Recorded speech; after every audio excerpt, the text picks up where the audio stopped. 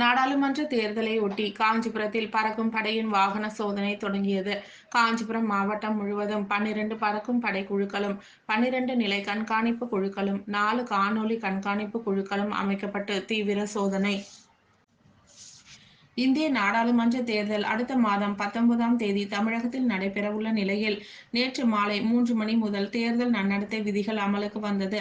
அவ்வகையில் காஞ்சிபுரத்தில் நேற்று மாலை 3 மணி முதல் மாவட்ட ஆட்சியர் அறிவுரைப்படி தேர்தல் பணியாளர்கள் தங்கள் பணிகளை துவக்கினர். மாவட்ட ஆட்சியர் அலுவலக வளாகத்தில் 24 மணி நேர தேர்தல் கட்டுப்பாட்டு அறை துவங்கப்பட்டது. காஞ்சிபுரம் மாவட்டம் முழுவதும் 12 பறக்கும் படை குழுக்களும், 12 நிலை கண்காணிப்பு குழுக்களும், 4 காணொலி கண்காணிப்பு குழுக்களும் அமைக்கப்பட்டு அதன் பணிகள் இன்று காலை துவங்கியது. அவ்வகையில் காஞ்சிபுரம் நகரில் நுழையும் வாகனங்களை இந்த பறக்கும் படை ஆய்வு மேற்கொண்டு வருகிறது. காஞ்சிபுரம் செவிலிமேடு பகுதியில் துணை வட்டார வளர்ச்சி அலுவலர் உஷாராணி தலைமையிலும், துணை காவல் ஆய்வாளர், தலைமை காவலர் மற்றும் வீடியோ ஒளிப்பதிவாளர் கொண்ட குழு அவ்வழியாக வரும் வாகனங்களை சோதனையிட்டு வருகிறது. இதேபோல் பல்வேறு இடங்களில் மாவட்டம் முழுவதும் பறக்கும் படை குழுவில் சோதனை நடைபெற்று வருகிறது குறிப்பிடத்தக்கது.